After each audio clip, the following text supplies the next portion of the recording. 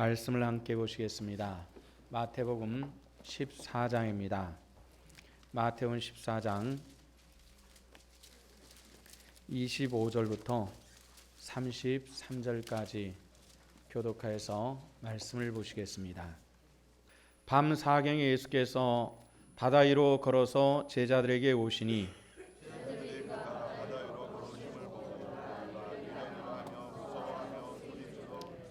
예수께서 즉시 이르시되 안심하라 나니 두려워하지 말라.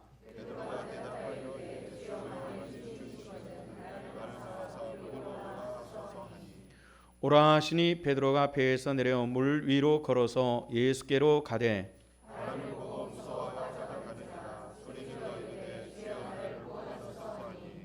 예수께서 즉시 손을 내밀어 그를 붙잡으시며 이르시되 믿음이 작은 자여 왜 의심하였느냐 하시고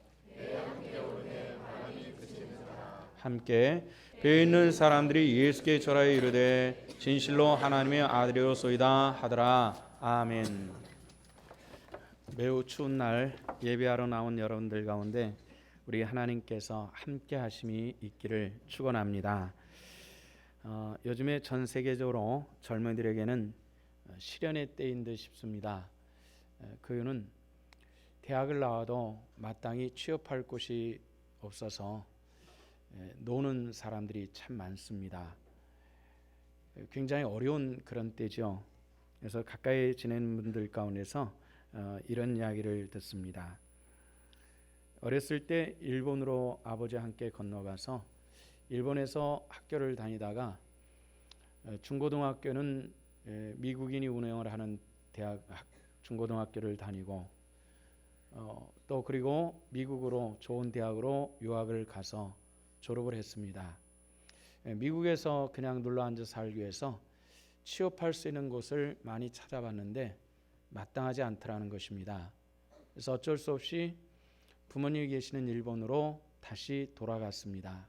일본도 역시 취업할 자리가 마땅하지 않습니다.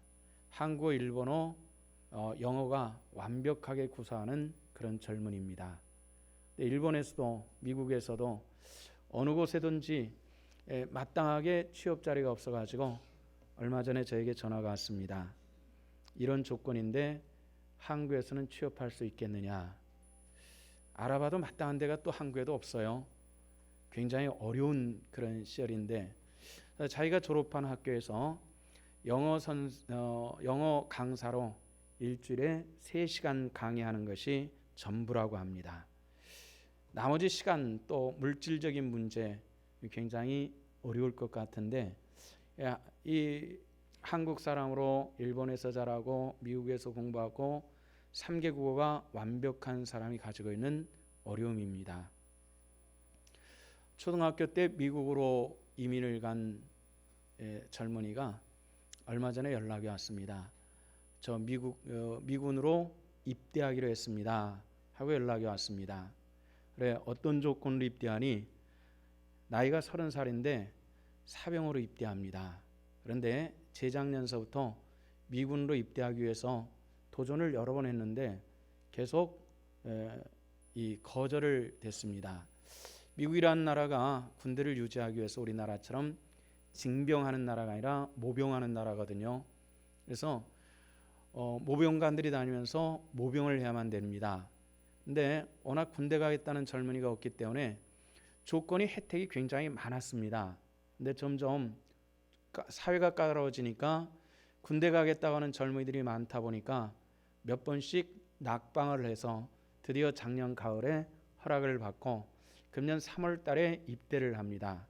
3월 달에 입대를 해서 훈련을 받고 그리고 나이 30살이 돼서 2등병을 다는 그런 과정입니다. 그런데도 몇 번 낙방을 하다 보니까 그것도 굉장히 고맙게 여겨져 가지고 연락이 왔어요. 저 드디어 입대를 하게 됐습니다 하는 그런 얘기입니다. 이 청년도 한국어와 영어가 완벽한 사람입니다. 근데 일본에도 한국에도 어디 취업할 만한 적당한 데가 없어가지고 미군 2등병으로 입대를 하게 됐다라는 이런 얘기를 들으면서 앞으로 우리 한국뿐만 아니라 전 세계적으로 우리나라랑 이신전심으로 가장 가까운 나라가 일본과 미국 이런 나라들인데 그 나라 젊은이들에게 일할 곳이 없다라고 하는 것은 그만큼 우리 한국에도 어려움이 많이 있고 또 실제로 주변에 보면은 그런 경우들을 많이 보고 있습니다. 우리가 이런 어렵고 힘든 경제가 중요한 시대에 경제적으로 어렵고 젊은이들이 일할 곳이 없고 봉급을 받을 곳이 없다라는 것은 굉장히 사회적인 위기입니다. 우리나라 사람들이 옛날서부터 이런 얘기를 했습니다. 위기는 곧 기회다 이런 얘기입니다. 이런 말은 우리나라 사람들뿐만 아니라 전 세계 사람들이 쓰는 그런 언어입니다. 위기는 기회다 이런 이야기를 합니다. 실질적으로 역사 속에서 이런 일이 있었습니다. 세계 2차전을 벌였던 독일, 이탈리아, 일본 이런 나라가 전쟁이 패전으로 패배함으로 전쟁이 끝났습니다. 한 4년 동안 계속된 전쟁으로 인해서 전 세계 이 전쟁에 가담한 나라든지 안 한 나라든지 하여튼 전쟁이 벌어진 것은 쑥대밭이 되어버리고 말았습니다. 많은 사람들이 죽었고 또 많은 생산시설이 파괴됐고 많은 가옥들이 파괴됐고 많은 기반시설들이 파괴됐고 이런 것을 복구하는 일이 하루 이틀에 되지는 일이 아니었는데 더구나 패전국은 더 어려움을 겪었습니다. 전쟁 배상금을 물어줘야 되는 이런 문제입니다. 전쟁 배상금을 물어주면서 폐허가 된 자기 나라를 일으킨다는 것 정말 힘든 일이었죠. 그런데 놀라운 일이 일어났습니다. 한 10년 정도 지나니까 이 승전국보다도 패전국들의 경제 상황이 더 좋아지더라는 겁니다. 많은 것을 물어줬는데도 불구하고 더 좋은 조건으로 만들어지는 것입니다. 신기하죠? 네, 그런 이유가 있습니다. 패전을 하다 보니까 승전국들보다도 패전국들의 기반시설 또 공장시설 이런 것들이 더 많이 거의 쓸모없이 부서져 버리고 말았습니다. 근데 전쟁을 치르다 보니까 아무래도 과학적인 발달이 있었겠죠. 완전히 다 무너져 버리다 보니까 승전국은 그래도 무너져도 쓸만한 것들이 조금 남았는데 패전국은 쓸만한 것이 아무것도 없었습니다. 할 수 없이 공장도 다시 만들어서 가동돼야 되는 가동되다 보니까 생산시설도 새로 만들어야 되는 이런 일들이 생겼죠. 근데 전쟁을 통해서 축적된 기술을 통해서 생산 라인을 훨씬 더 잘 만들었습니다. 같은 물건을 생산해도 승전국에서 만든 것보다도 패전국에서 만든 그런 것이 훨씬 좋았습니다. 저 어렸을 때는 그런 생각이 나요. 일본 제품들은 한국에 많이 들어오지 못했지만은 독일 제품들은 많이 썼습니다. 독일 제품이 어느 나라 제품보다도 더 견고하고 쓸만한 그런 물건이었다라는 것 아마 제 연배보다 많으신 분들은 기억이 나시는 그런 부분일 거예요. 당연히 좋은 물건이 만들어지다 보니까 판매 루트도 더 많이 만들어지고 굉장히 많은 판매를 할 수 있었고 그러다 보니까 승전국들보다도 무너져 가면서도 오히려 경제가 빨리 일어나는 이런 신기한 일들을 경험을 한 것입니다. 위기를 기회로 삼은 것이죠. 70년대쯤에 독일 쪽으로 유학을 간 분에게 그런 얘기를 들었습니다. 독일에서 프랑스 쪽으로 가기 위해서 차를 타고 독일과 프랑스 국경을 넘는데 자기는 버스를 타고 국경을 넘어가는 겁니다. 그쪽에서도 스탬프를 받아야 되니까 비자를 받아야 되니까 버스 안에 타 있는 사람도 그리고 승용차에 탄 사람도 버스 라인이 있고 승용차 라인이 있는데 다 앉아서 기다리는 겁니다. 한 30-40분씩 기다려야 되는데 버스 위에서 이렇게 승용차 쪽을 내려다보니까 한참 보니까 좀 특별한 일들이 벌어지더라는 거죠.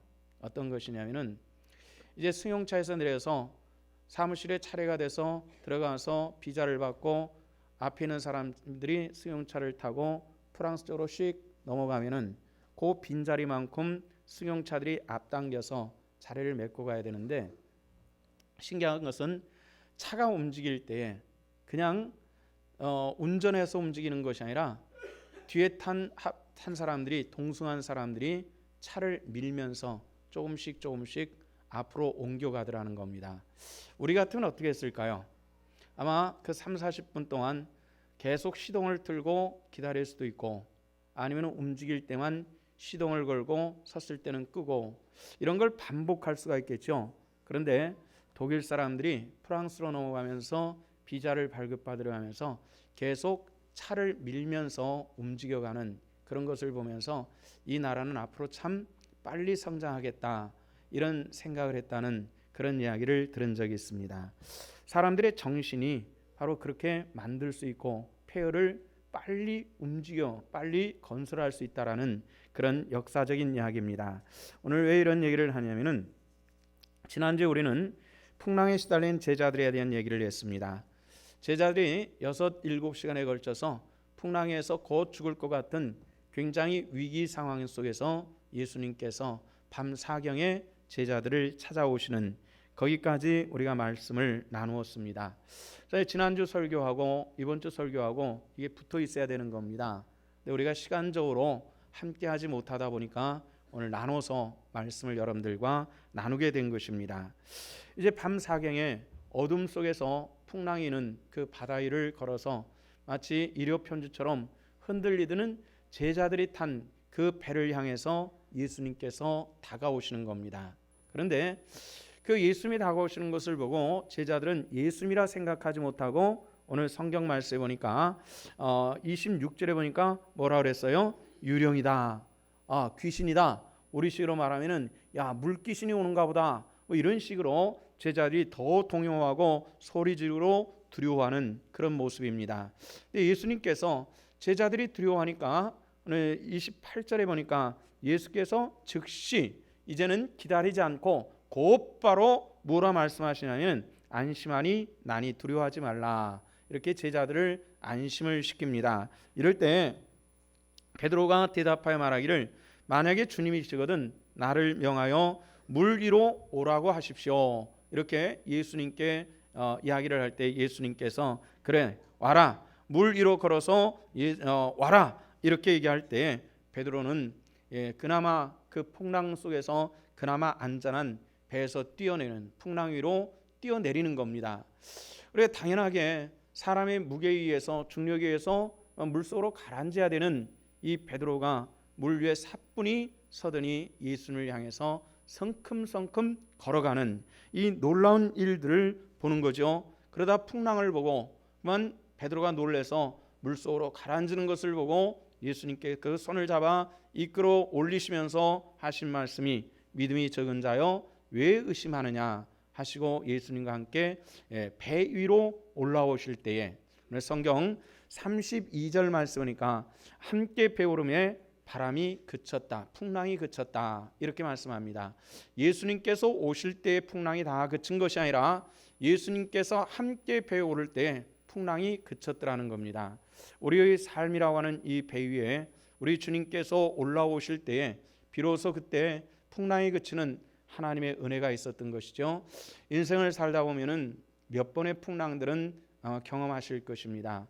여기 앞에 계신 어른들께서는 세계 2차 대전에 있었던 일본의 통치도 받으셨고 또 6.25 전쟁도 경험하시고 또 역사 속의 모든 풍랑들을 다 거쳐오신 어른들이십니다. 근데 우리가 이런 그 풍랑들이 우리 삶 속에도 앞으로도 일어날 수 있는 이런 개연성들은 굉장히 많이 있습니다. 그때 주님이 우리들의 이 삶의 배 안으로 들어오시는 하나님의 놀라운 축복이 우리 성도들 속에 나타나지시기를 주 이름으로 축원합니다. 근데 오늘 성경 속에서 주님께서 말씀을 통해서 원하시는 것이 있습니다. 그 메시지는 무엇이냐면은 우리는 모험을 좀 해보자는 겁니다. 신앙 안에서 때로는 모험도 할 수 있는 그런 신앙이 되보자는 것이죠. 교회가 우리 신성교는 상당히 편안하고 좀 안정된 그런 교회입니다. 뭐 특별하게 요란하고 뭐 시험들 만한 뭐 소란스러운 일들이 일어나지 않는 교회입니다. 근데 어떤 교회는 막 이렇게 소란스러운 일들이 종종 일어나는 그런 교회들도 있죠. 근데 놀랍게도 이런 일들 가운데서도 성도들의 신앙이 자라가더라는 겁니다. 왜냐하면 이런 풍랑과 부딪힘 속에서 자라가는 겁니다. 열대지방 나무는 굉장히 빨리 자랍니다. 아름드리 나무로 자라는데 얼마 걸리지 않고 굉장히 빨리 자랍니다. 그런데 시베리아 쪽 굉장히 추운 쪽의 나무는 좀처럼 자라지 않습니다. 1년에 한 1mm 정도씩 서서히 이 나이테가 한 1mm 정도씩 서서히 자라가는데요. 열대지방은 나이테가 한 1년 지나면 한 2cm, 3cm씩 부쩍부쩍 자라가는 겁니다. 그런데 나무의 가치는 열대지방의 나무는 별로 큰 가치를 가지를 못합니다. 추운 곳에서 아주 찬설을 견디고 굉장히 엄동선한을 견뎌낸 이 시베리아 쪽 나무들이 가치가 더 크다는 것입니다. 어렵고 힘든 일들을 경험하고 살 수도 있고 신앙적으로도 그럴 수 있고 또 평안하게 살아갈 수도 있고 신앙도 그렇게 유지할 수가 있습니다. 그러나 결코 평안한 것만이 우리에게 은혜는 아니라는 것입니다. 성도 여러분들, 부탁하는 것은 우리가 이 세상을 살아가면서 제자들이 경험했던 갈리풍랑과 같은 것을 경험했을 때 여기에 베드로와 같이 모험할 수 있는 하나님의 권속들이 다 되시기를 주 이름으로 축원합니다. 베드로가 물속에 빠졌습니다. 물을 걷다가 몇 발짝 걷다가 물속으로 빠져버리고 말았어요. 그리고 나서 예수님의 손을 잡고 배 위로 기어 오르는 겁니다. 한번 상상해 보셨습니까? 다른 제자들의 모습과 달리 베드로는 물 속에 완전히 빠졌기 때문에 그 형편은 우리식으로 표현하면 물에 빠진 쥐처럼 됐을 겁니다. 완전히 후줄근한 모습으로 올라온 겁니다. 그 베드로를 볼 때 베드로는 예수님보다 나이가 더 많은 제자로 여겼던 사람입니다. 근데 이 베드로가 물에 빠져서 완전히 물속에 빠진 쥐처럼 해가지고 올라왔을 때 우리가 그 안에 있는 11 제자 중에 한 사람이라고 생각하고 베드로를 본다고 하십시다. 좀 가만히 있지 말이지. 나이 많은 형이 돼가지고 꼭 저렇게 촐싹거려가지고 꼭 그렇게 할 필요가 있어? 이렇게 하는 방법도 있겠고요. 또 하나는 이런 방법입니다. 저 형은 시도해보더니 그래도 몇 발짝 안 됐지만 물 위를 걸었네. 그때까지 물 위를 걸은 사람이 없었고 그 이후도 물 위를 걸은 사람은 없었던 겁니다. 유일무이하게 물 위를 걸은 사람이 바로 베드로입니다. 영광스러운 이름이죠. 영광스러운 것을 체험한 것입니다. 모험하는 사람만이 그 영광스러운 하나님의 축복에 들어가는 귀한 은혜를 갖게 될 것입니다. 우리 성도들이 그렇게 할 수 있기를 부탁을 드립니다. 스위스에는 아주 유명한 의학자들을 많이 배출한 나라입니다. 그 중에 폴 툴루니라고 하는 사람이 있습니다. 이제 고인이 됐습니다마는 이분이 지은 이 정신의학 책 중에서 모험으로 사는 인생이라는 이런 책이 있습니다. 이분이 진 책에 보면은 여러 내용이 있습니다마는 우리가 신앙인으로서 참고할 만한 내용이 담겨 있습니다. 어떤 내용이냐면은 하나님께서 사람을 창조하실 때에 하나님께서는 사람에게 모험을 할 수 있는 기질을 근본적으로 주셨다는 겁니다. 우리는 어떤 사람 저 사람 모험하는 기질이 있어, 모험가적 기질이 있어 이렇게 일하는데 그 사람만이 아니라 모든 사람들은 모험을 할 수 있는 기질을 근본적으로 주셨다는 거죠. 저나 여러분들이나 모험하는 기질을 주신 것입니다.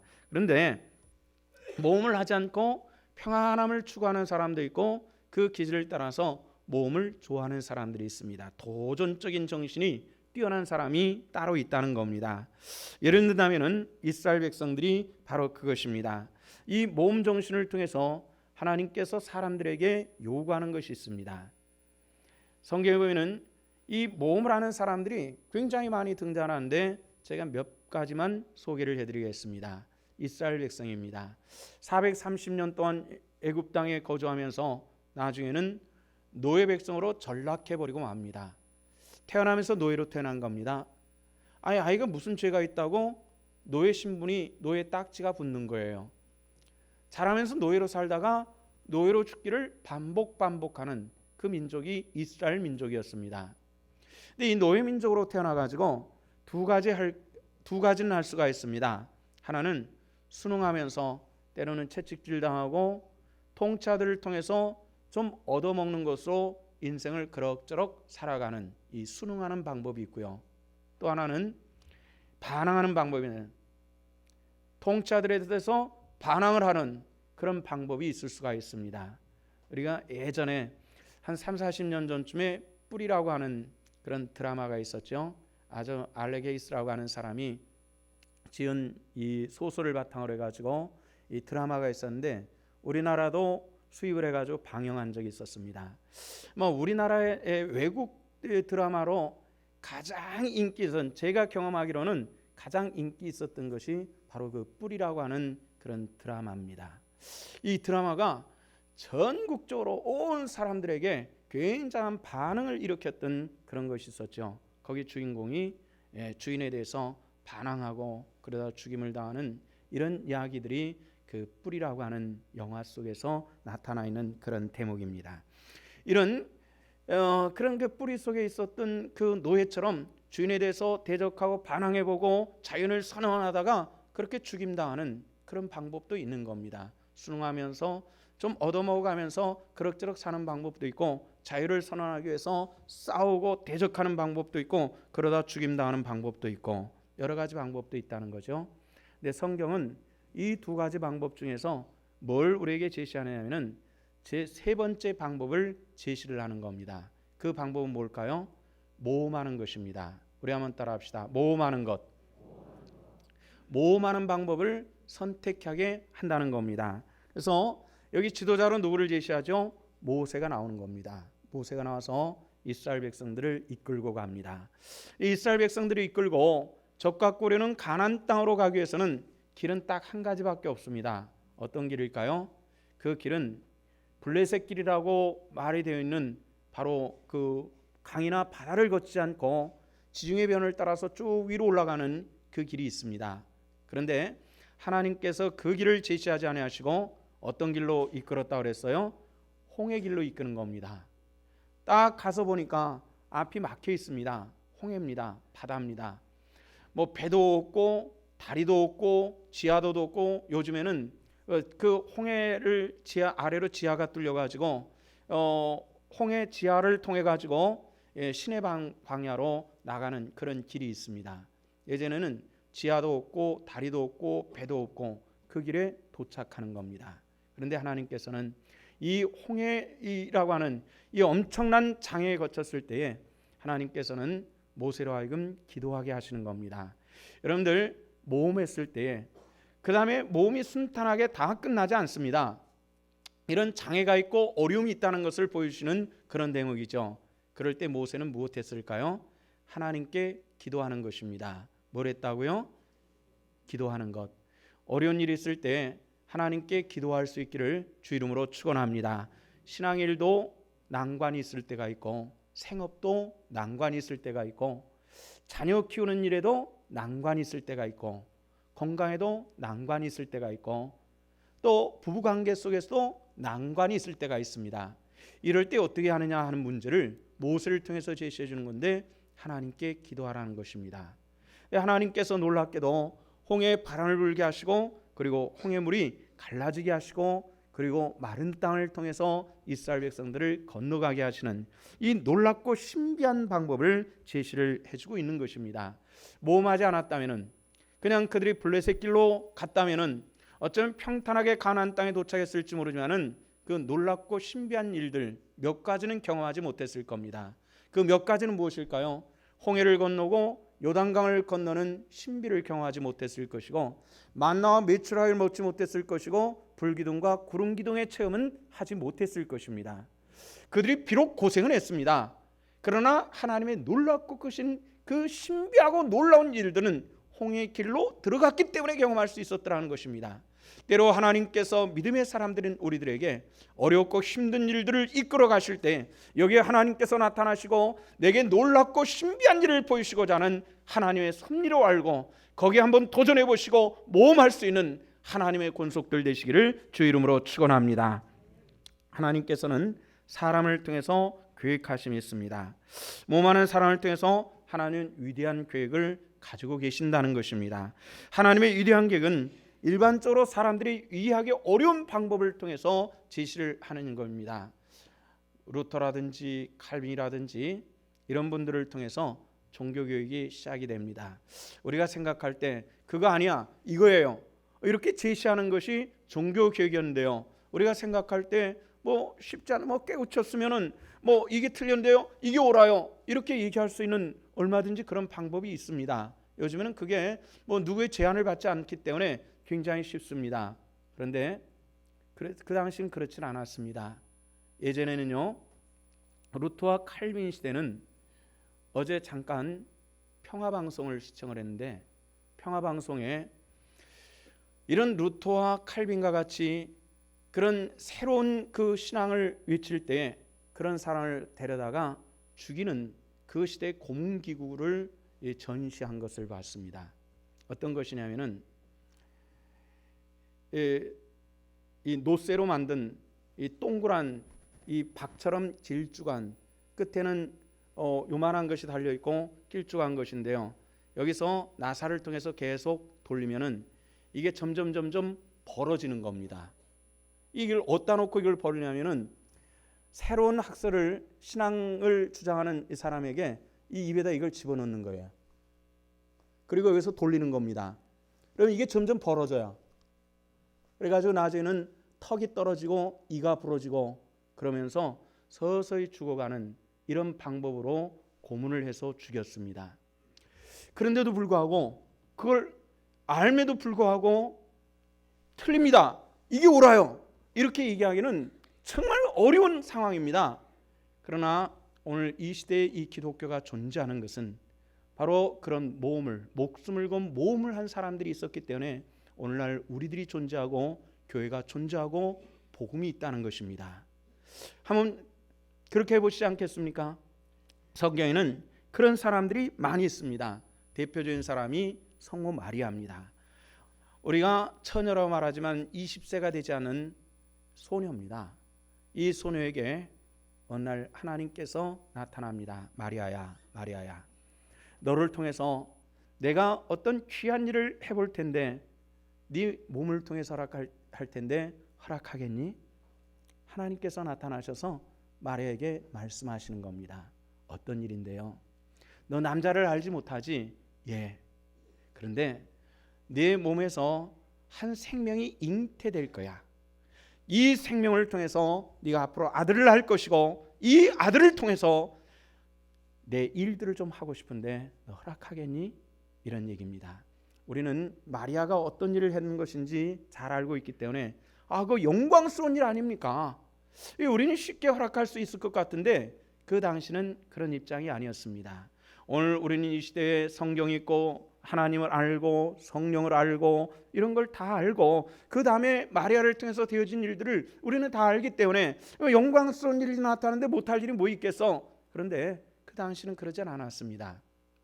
한번 생각해 보십시오. 우리가 아무것도 모르는 상황 속에서 내 10대의 딸아이가 갑자기 임신해가지고 나타나가지고 엄마 나 임신했어요. 아버지가 누군지 모르겠어요. 뭐 이런 일이 있다고 생각해 보십시오. 이게 허락되어질 일이냔 말이죠. 또 한 가지 그렇습니다.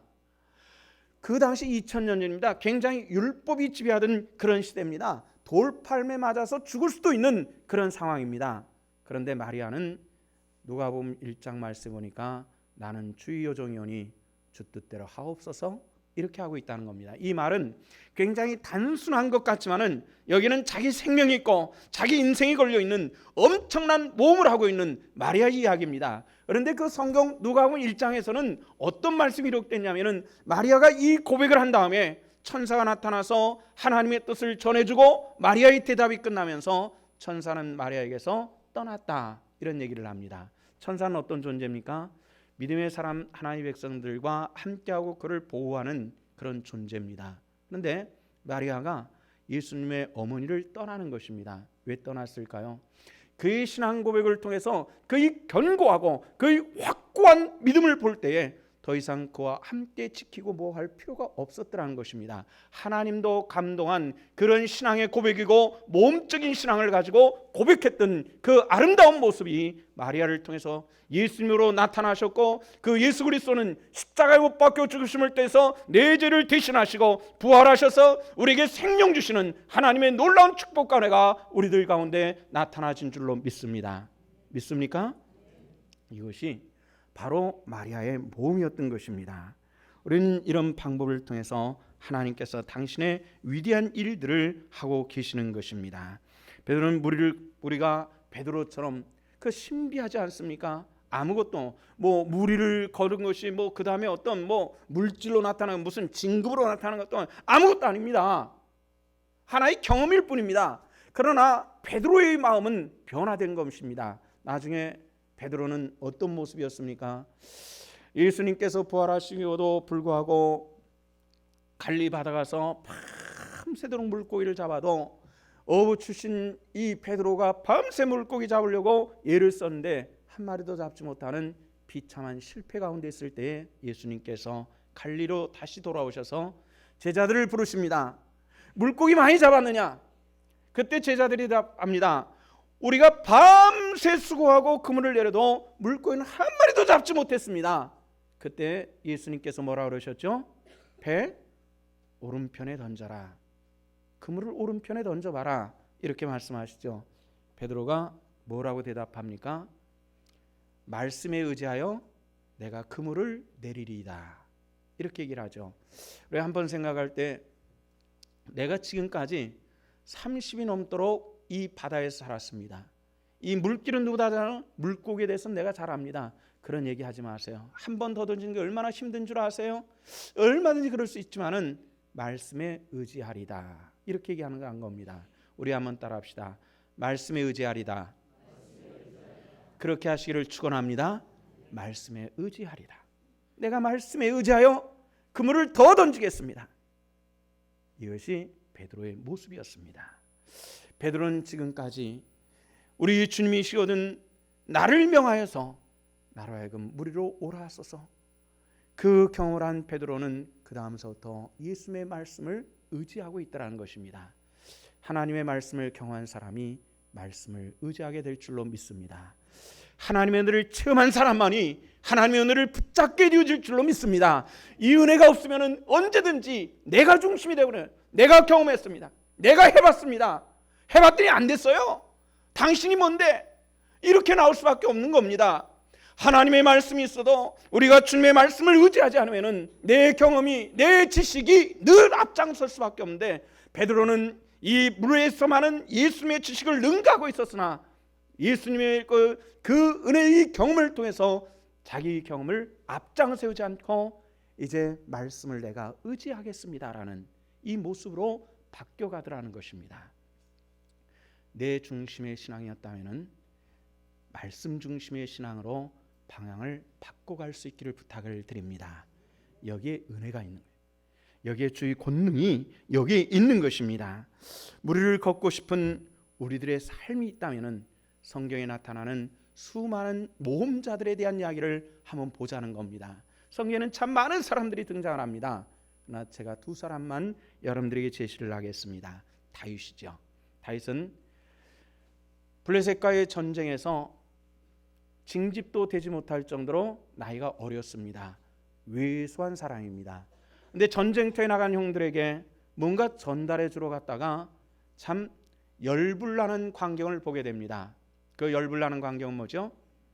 이스라엘 군대는 다 성 안에 들어가서 숨어 있고 성 밖에서 블레셋 장군 골리앗이 배틀째 같은 창을 휘둘면서 이 이스라엘 이 겁쟁이 놈들아 나와 싸우자고는 이런 이 싸움을 요구를 하고 있는데 나설 수 있는 사람이 아무도 없더라는 것입니다.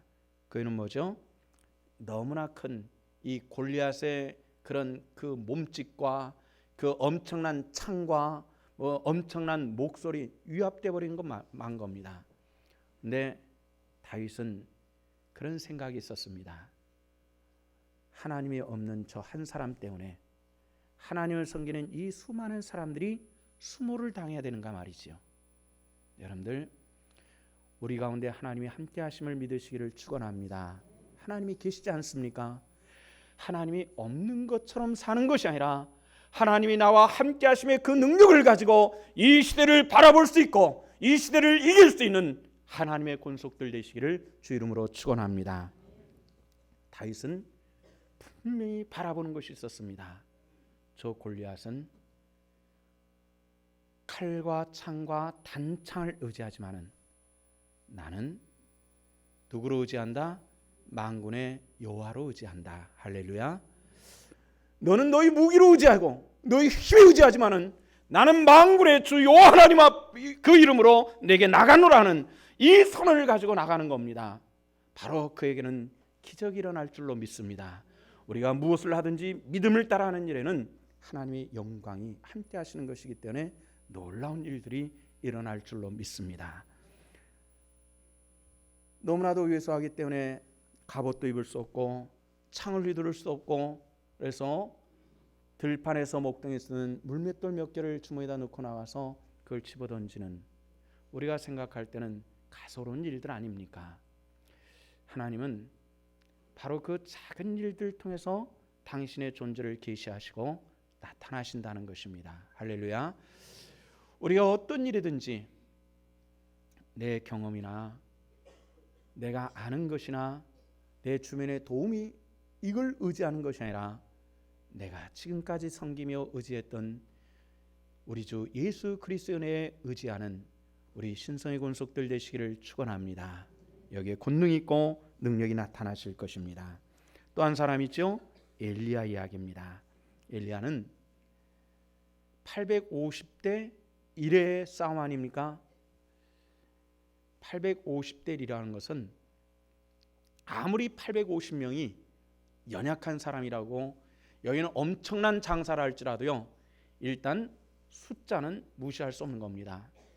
방법이 없는 그런 싸움입니다. 주변에 아무도 없지 않습니까? 외로운 싸움입니다. 그리고 아래서부터 산 위로 올라갈 때 옆에는 850명이 떼거리로 올라가면서 외롭게 올라가는 엘리야를 보면서 저게 저 되게 웃기는 녀석이야 하고 비아냥거리는 소리도 들으면서 올라갈 것입니다. 이 싸움은 하기가 굉장히 어려운 싸움입니다. 그러나 엘리야가 의지한 것은 자기 힘이 아니었잖아요. 누구를 의지했습니까? 하나님을 의지한 건 맞습니까? 엘리야가 의지했던 하나님, 다윗이 의지했던 그 이름, 바로 그 이름을 의지하는 우리 신성의 권속들 되시기를 주 이름으로 축원합니다. 우리가 진정 이 시대를 살아가는 동안에 정말 때로는 크든 작든 그 사람이 경험하는 것은 어려운 일들이 있을 수가 있어요. 이럴 때 우리는 무엇을 가지고 나섰냐 말이죠. 이것이 우리들에게 굉장히 중요합니다. 아까 말씀드렸던 것처럼 우리 신성교회는 특별한 교회가 아닙니다. 뭐 특별하게 뭘 모양 요란스럽게 하는 것도 없어요. 전도를 해도 살금살금 조금 하고, 기도를 해도 살금살금 조금 하고, 성경 봉에도 뭐 난리 나면서 뭐 그냥 뭐 밖에다 뭐 프랭카드 붙이는 이런 일들이 없는 그런 교회입니다. 무슨 집회를 해도 뭐 여기저기 프랭카드 붙이고 포스터 붙이고 이런 일이 우리 교회 역사 속에서 한 번도 없었습니다. 그죠? 조용조용히 뭐 하는 것 같지 않으면서 하는 것 같고, 또 하는 것 같아도 뭘 안 하는 것 같기도 하고, 그냥 뭐든지 조용조용히 이루어가는 교회입니다. 그러다 보니까 뭐 요란스럽게 뭘 하는 교회에서 우리 교회면 뭘 싱거운 것 같고 재미있는 것 같은데, 그렇기 때문에 또 한편 교회 안에서는 평안함이 유지되는 그런 교회이기도 합니다. 그러나 우리가 평안하기 때문에 우리 교회가 은혜로운 교회가 될 수는 없습니다. 때로는 갈등과 큰일과 대적하는 가운데서도 교회가 성장하고 신앙이 성장해가는, 또 교회가 그렇게 되지 않을 때는 평생을 신앙생활하면서 기도원에 가서 단 한 번도 금식해보지 못하는 이런 신앙 속에서 하나님의 신비의 축복을 체험할 수는 없다는 것입니다. 일생을 살아가면서 한 번도 금식하고 하나님께 부르짖어 간구해보지 못했는데 하나님의 그 신령한 은혜가 우리 속에 어떻게 나타나지겠냔 말이죠. 하나님은 있는 것은 알겠는데 역사되는 것은 다른 사람밖에 없고 내게는 없는 것처럼 이 신앙생활 하시겠습니까? 끝까지 그렇게 신앙생활 하시겠습니까? 엘리야처럼 주님을 만나시기를 주 이름으로 축원합니다. 다윗처럼 만나시기를 주 이름으로 축원합니다. 마리아처럼 내 몸을 내놓고 내 생명을 내놓고 하나님의 신비한 역사가 나타나질 수 있기를 주 이름으로 축원합니다. 이것이 신앙이, 이것이 모험하는 신앙이, 이것이 도전하는 신앙이, 시대를 이길 수 있는 하나님 백성들이 그렇게 감당할 수 있기를 주 이름으로 축원합니다. 하지만 모험은 인간적인 모험으로만 되어서는 안 된다는 것입니다. 성경을 자세히 살펴보십시오. 예수님께서 안심하라, 난이 두려워하지 말라는 27절의 말씀을 베드로가 듣고 뭐라고 말하죠? 베드로가 이렇게 얘기합니다. 주여, 만일 주님이시거든 나를 명하여서 무리로 오라고 말씀하여 주세요. 이렇게 얘기를 합니다. 베드로는 무턱대고 예수님이라고 풍덩 뛰어내린 것이 아니라 주님이십니까? 주님이시라면 나에게 말씀하시옵소서, 말씀을 기다리고 있었더라는 것입니다. 하나님의 말씀을 붙드시기를 주 이름으로 축원합니다. 주님이시라면 나에게 말씀하시옵소서, 하나님 나에게 말씀을 주시옵소서, 깨우치게 해 주시옵소서, 이 말씀을 붙들기를 원합니다는 그 하나님의 말씀을, 내 목숨을 거는 그 아름다운 이 은혜의 신앙들이 우리 삶을 붙들어갈 수 있기를 축원합니다. 말씀이 없이는 넘어질 수밖에 없잖아요. 말씀이 없는 신앙이 어떻게 승리합니까? 기독교는 말씀의 종교 아닙니까? 말씀을 보지 않고 우리가 어떻게 이 시대를 승리하며 살아가려고 하십니까?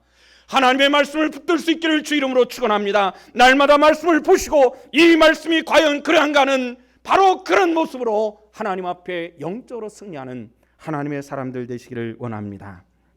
우리는 그리스도의 군사입니다. 우리나라에는 60만 명이 넘는 군인이 있습니다. 대단히 많은 군인이죠, 이 조그만한 나라에서. 그런데 군인들이 많아도요, 특별한 군인들이 있습니다. 소위 일당백의 전투력을 가진 군인들이 따로 있습니다. 이 군인들은 일반 군인들하고 훈련이 다릅니다. 요즘 젊은이들 말하는 대로 아주 빡세게 훈련을 받습니다. 그 빡센 훈련 중에서는 담력의 훈련도 있습니다. 이런 훈련을 통해서 평범한 한 사람이 일당백의 군사로 만들어지는 것입니다. 신앙도 훈련돼야만 합니다. 훈련하지 않는 신앙이 승리하는 신앙으로 만들어져 가기는 쉽지 않습니다. 쉽게 말해서 오합지졸은 만들어갈 수 있어도 일당백의 특별한 군사는 만들어갈 수는 없다는 것입니다. 엊그제 책을 읽다가 보니까 한 목사님이 쓴 책에 이런 게 있었는데, 저보다 좀 젊은 목사님입니다. 그 책을 보다가 얼굴이 뜨거워졌습니다. 어떤 것이냐면은, 우리 성가대에 대한 얘기니까 제가 말씀드릴게요. 그게 성가대가 들쑥날쑥 성가대가 옥수수 잎 빠지듯이 앉는 이런 걸 보고 마음이 상해가지고 설교 시간에 막 호통을 쳤대요. 그리고 설교 시간에 출석을 불렀답니다. 몇 번을. 그래도 계속 남아있을 뿐, 이 성가대 중에 시험 들 거예요. 아마 한 절반은 시험 들 수 있을 겁니다. 그런데 놀랍게도 성도들 중에서는 그게 은혜를 받았대요. 성가대가 무너질지도 모르는 그런 상황, 팍 야단을 쳐버리는 것을 보고 우리 목사님 담대하다고. 제가 여러분들한테 그랬을 때, 목사님 말씀을 어쩜 그렇게 할 수가 있어, 시험 들게. 나 그거 안 했으면 좋겠어요. 우리 목사님 담대하게 그렇게 하는 거 보니까 믿을만해. 뭐 이래야 강단도 강해지는 겁니다. 사실은 전부 말하면은 그냥, 난 정말 여러분들 시험 들라고 고의적으로 얘기하는 일은 없거든요. 말을 하다 보면 어떻게 이렇게 저렇게 듣다 보면 좀 시험 드는 일은, 그거 또 시험 드는 사람 또 가만히 있는데, 목사님 저렇게 말해가지고 저 사람 시험 들면 어떻게, 시험 들면 어떻게, 시험 들면 어떻게. 정말 멀쩡한 사람 시험 들어버리게 하는 사람은 막상 자기들인데도 모르고. 우리 앞으로 저도 고의적으로 시험 들게 하는 말은 안 할 겁니다. 그러나 말하다 보면 불갑을 들 수도 있어요. 내게 세상적인 표현으로 아다리 맞아가지고 들 수 있단 말이죠. 그래서 어떻게 하겠습니까? 우리가 언제까지 어린아이 같은 설교만을 할 수 있겠습니까? 때로는 하나님 말씀이 내 피수처럼 내 심장을 향해서 온다 할지라도 이것을 감당하고 감사하며 하나님 앞에 서나가는 그런 하나님의 권속들 되시기를 축원합니다. 그리고 저보다 몇 살 적으신 목사님이 담대히 그렇게 하니까 성도들이 우리 목사님 담대해가지고 오히려 신앙적으로 더 그렇게 가까이 하는 그 모습에 자기는 용기를 얻었다라는 그런 것을 보면서, 나는 언제 그런 일이 있었지? 이런 생각을 하면서 참 나이는 나보다 적지만은 참 그분 대단하다 하는 그런 생각을 하면서 잠깐 스스로 부끄러워진 그런 시간입니다. 우리는 그리스도의 군병임을 믿으시기를 바랍니다. 세상에 나와서 세상과 대적할 때에 일당백의 권능으로 우리 주님과 함께하는 그 힘으로 세상을 이기는, 이 세상의 젊은 사람들에게 일할 것 없어, 돈 벌 것 없어, 생활을 못해, 이런 것이 아니라 세상에는 아직도 우리를 부르는 곳이 많고 필요한 곳이 많고 담대히 대적하고 모험하는 그 젊은들에게 문이 열리는 놀라운 하나님의 권능이 우리 성도들 가운데 함께 하시기를 주 이름으로 축원합니다. 베드로는 이런 경험을 통해서, 제자들은 어떤 흉모스니 뒤에서 아이고 형 저거 물에 또 빠졌지, 형은 훅 하면 저렇게 넘어지고 엎어지고 저는 이상한 짓만 한다고 이런 일을 얘기할 수 있을지 모르나, 베드로는 평생을 살아가면서 이 경험 말할 수 없는 하나님의 축복으로 자용하고 있었더라는 것입니다. 우리가 별나게 신앙생활하는 것처럼 사람들이 우리에게 뭐라 말한다 할지라도 나와 주님과의 관계가 파로되어 있다면 베드로처럼 담대함과 강함으로 무장할 수 있고 모험할 수 있는 그 하나님의 능력이 우리 성도들 속에 머물게 될 줄로 믿습니다. 지난주 설교와 이번 주 설교를 합하여서 결론을 하나 맺으려고 합니다. 32절 말씀 보면은 이런 말씀이 나옵니다. 예수님과 함께 베드로가 배에 함께 오르며 뭐가 그쳤다 그랬어요? 바람이 그치느니라. 아직 베드로 이런 오늘 지금 설교한 내용까지 바람은 계속 불고 풍랑이 계속 이는 그런 상황이었어요. 근데 예수님과 함께 베드로가 배에 오를 때 그때 비로소 풍랑이 잠잠해지는 그들의 궁극적인 소원이 이루어지는 그런 과정입니다. 우리 다 하나님께 소원이 있을 줄로 믿습니다.